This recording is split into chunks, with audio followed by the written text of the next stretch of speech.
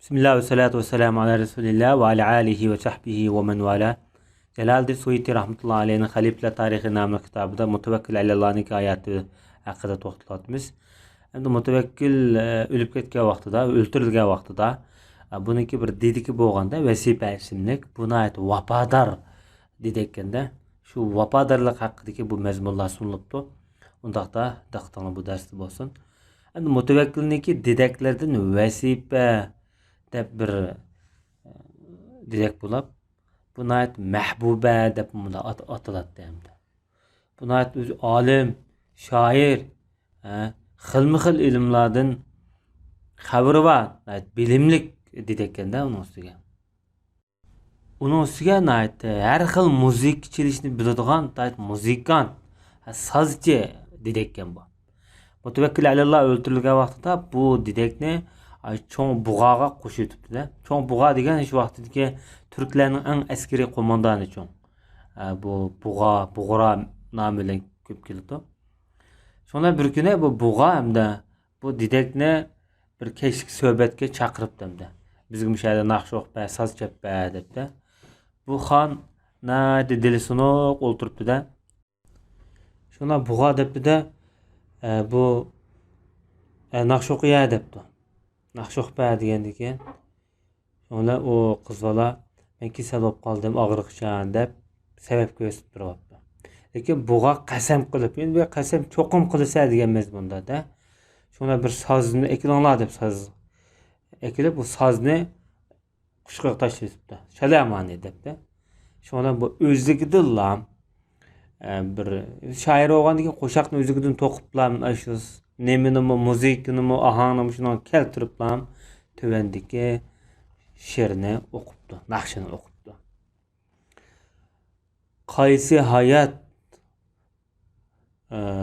Qaysi hayat bo'lsin menga lazzatlik, Jafarni ko'rmagan vaqtlarimda. U podishoni qonga minelgan holatda ko'rdim dedi. Her qandaq kesel saqiydi ekan.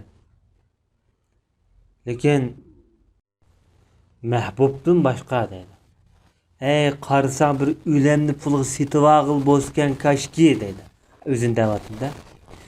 O'zda ba narsiga bütün mol dunyolarga o'limni setib olib qabriga kirib yasgan. Bunda g'amkin g'amnak yashagandan ölüm en yaxşı emasmi deb. Buni endi to'qivag'in shir emas. Mecburulam, shu tabiiylam, bədii holat o'qib ketdi-da. O'qib ketgandan keyin bu turk qo'mondan bug'aning dahshat ochiq kelib, turmuq solanglarda bu turmuq soltibdi. Mana shu turmida yetib, shu turmida o'lib ketgan deb shunaq deydi. Endi mutevekkil va buniki vaziri Fath ibn Haqqan bo'lib birga yashagan, birga o'lgan. Bu ajoyibat va g'aroyibotlarning jumlasidan mutevekkil bir qatim shu davrning Abbasiylarning dаңliq shoiri Bahtariga mundaq degan. Men va vazirim Fath ibn Haqqan haqida bir she'r to'qigan. Men bilan yashashini yaxshi ko'raman. Uni yuttirib qo'ysam, yo'qitib qo'ysam mening turmushimga ta'sir etadi. Umi meni yo'qitib qo'ymison deb ikkimiz yassak tang yashaylik, ketsak tang ketaylik deb mush ma'noda bir she'r degina debdi-da. Bahtari mundaq debdi. Ey xo'jam, qandoq mening va'damga sen xiloflik qila olaysan? Va'damga vafo qilishda sen qandoqmi? Sen ig'irlik his qilasan? Ey Fath, bu kunlarda seni yo'qitib qo'ymay, senmi meni yo'qitib qo'ymagan bu kunlaringda, hayotingda. Eng ig'ir balo musibat mendan burun ketib qilishing yoki mendan keyin hayot kechirishingdir. Diqqat qil. Mendan boshqa odamga ulfatdosh bo'lib qolmag'ana diqqat qil. Men faqat va faqat sen bilan ulfat bo'lib yashagan. Mening dilim, nafsim seni ham tatidi degan. Degandek bu işkeylen tang öldürülgen. Yukarıda öttüğü. Fetih ibn Hakan bu Mutevekkil Alallah'nınki özü şairi, özü dağınık edip. Araplarnınki kulu da şu yerde yaşayan. Tige şu padişahlığı tutuşudu. Bunun isminden bir xil türlük çıkıp durdu. Mesela dadısının ismi Hakan. Çünkü Hakan asli Türklerdeki lakımı. Ama bunu tarihçiler Parisler depti. Belki Türk ve Parisler tarafından iki taraftan dünyaya apridi boğan kişiler buluşu mümkün. Nimişqa degan vaqtda Xurasan şu vaqtida asli Türklarning qo'ldagi yerlar, jiq yerlar Xurasonda asosan Türklar ko'p egallagan. Endi mutavekkillik munosabatli xabarlardan Ibn Asakirning deyishicha mutavekkil tushida bir tush ko'ribdi-da, osmondan mutavekkilga bir Sulaymoniyaning bir shekiri qini tushib ketibdi. Sulaymoniya degan bir Iroqdagi bir shahar, shu yerning maqsad qilgan bo'lishi mumkin. Bu xatga yozilibdi-da, bu qanga Ja'farul Mutavekkil alalloh bayat qilingan vaqtida deb orliq degan bir necha gap yo'q.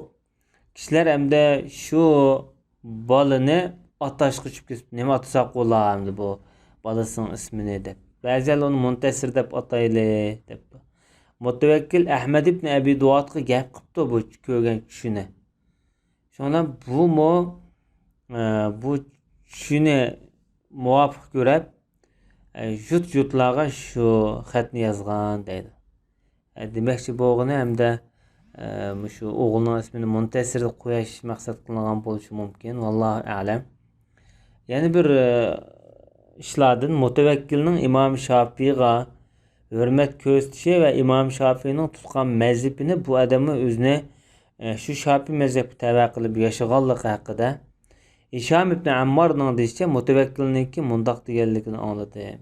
Voy isit Muhammad ibn İdris Şafiyga voy isit.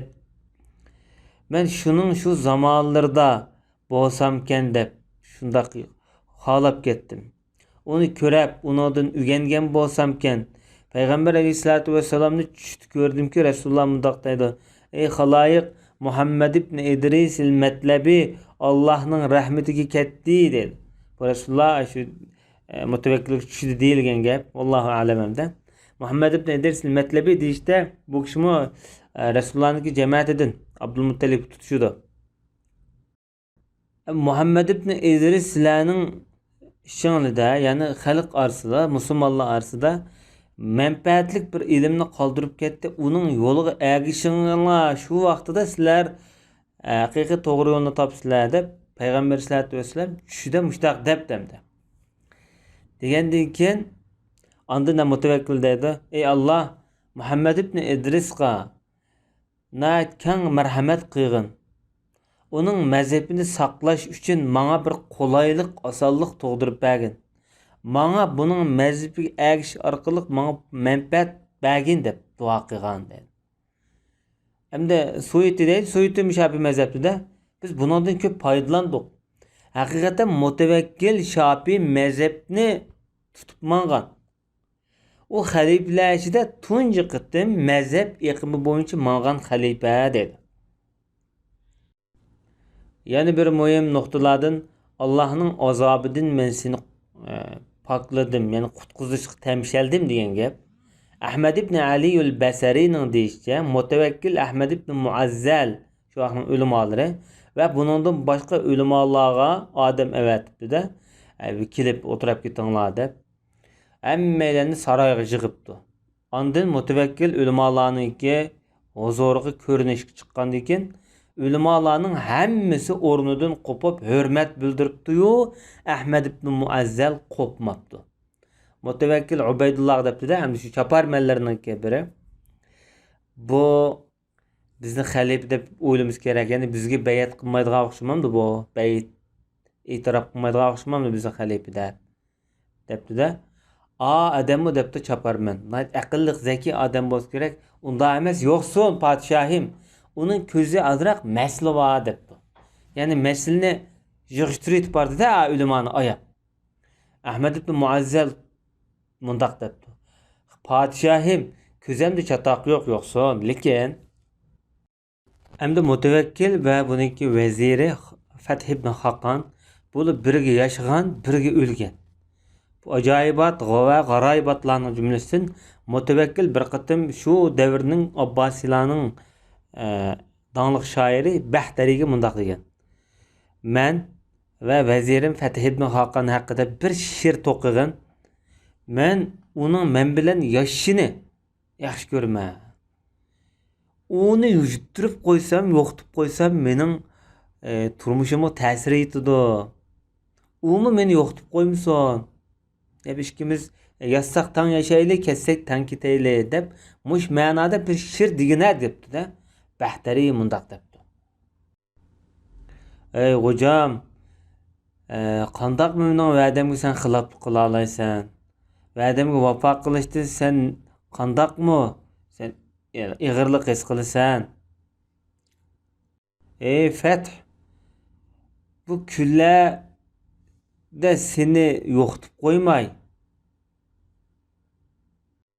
senmi meni yo'qitib qo'ymag'in bu kunlaringda, hayotingda. Eng ig'ir balo musibat mendan burun ketib qilishing yoki mendan keyin hayot kechirishingdir. Diqqat qil. Mendan boshqa odamga ulfatdosh bo'lib qolmag'ina diqqat qil.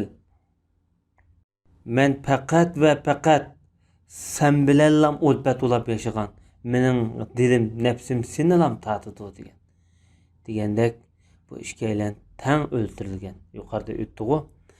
Fatih ibn Hakan bu Mutevekkil Alallah'nınki o'zi shoiri, o'zi dağınıq edip Araplarnınki qulida shu yerda yashagan. Tigem shu podshohlarga tutishdi. Bunun ismidan bir xil turklik chiqib turdi. Mesela dadısının ismi Hakan. Çünkü Hakan asli Türklarniki laqami. Ama bunu tarixchilar Parislar debdi. Balkim Türk ve Parislar tarafidan ikki tarafdan dunyoga apridi bo'lgan kishilar bo'lishi mumkin. Nimishqa degan vaqtda Xorasan shu vaqtida asli turklarning qo'lidagi yala, jiq yala Xorasanni asosan turklar ko'p egallagan.